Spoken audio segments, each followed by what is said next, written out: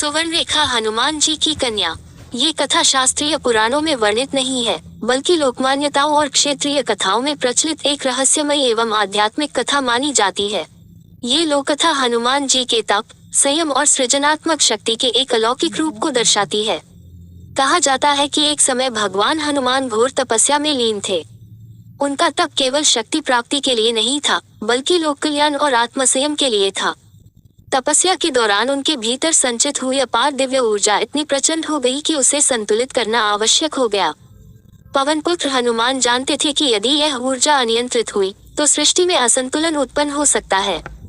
तब उन्होंने अपने तपोबल से उत्पन्न उस दिव्य ऊर्जा को पवित्र जल में प्रवाहित कर दिया। वह जल कोई साधारण जल नहीं था, बल्कि मंत्रों, साधना और ब्रह्मबल से पवित्र हुआ जल था। उसी जल से एक दिव्य कन्या का प्राकट्य हुआ। उस कन्या का तेज स्वर्ण के समान दमक रहा था। उसका रूप शांत, सौम्य, किंतु भीतर से अत्यंत शक्तिशाली था।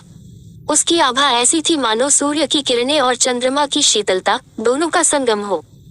इसी कारण उसका नाम रखा गया सुवर्णरेखा। हनुमान जी ने उस कन्या को अपनी तपस्या की संतान के रूप में स्वीकार किया। उन्होंने उसे पुत्री का स्नेह और गुरु का मार्गदर्शन दोनों प्रदान किए। लोक कथाओं के अनुसार हनुमान जी ने सुवर्णरेखा को यह आशीर्वाद दिया कि वह ज्ञान की धारक बने, साहस की प्रतीक बने, धर्म और सत्य की रक्षक बने। सुवर्णरेखा को अस्त्र शस्त्र नहीं, बल्कि आत्मबल, विवेक और निर्भयता का ज्ञान दिया गया। कहा जाता है कि वह वहां प्रकट होती थी जहां नारी शक्ति का अपमान होता, जहां अन्याय बढ़ता और जहां साहस की आवश्यकता होती। कुछ लोक कथाओं में सुवर्णरेखा को नदियों, वनों और पर्वतीय क्षेत्रों की रक्षक देवी के रूप में भी माना गया है। वह मनुष्य को भय से मुक्त होकर धर्म के मार्ग पर चलने की प्रेरणा देती थी। उनका स्वर कठोर नहीं, बल्कि चेतना को झकझोर देने वाला होता था। सुवर्णरेखा की कथा हमें ये सिखाती है कि सृजन केवल भौतिक नहीं होता, बल्कि तप, संयम और आत्मशक्ति से भी सृजन संभव है। ये कथा नारी शक्ति के उस रूप को दर्शाती है जो शांत होते हुए भी अडिग और शक्तिशाली है।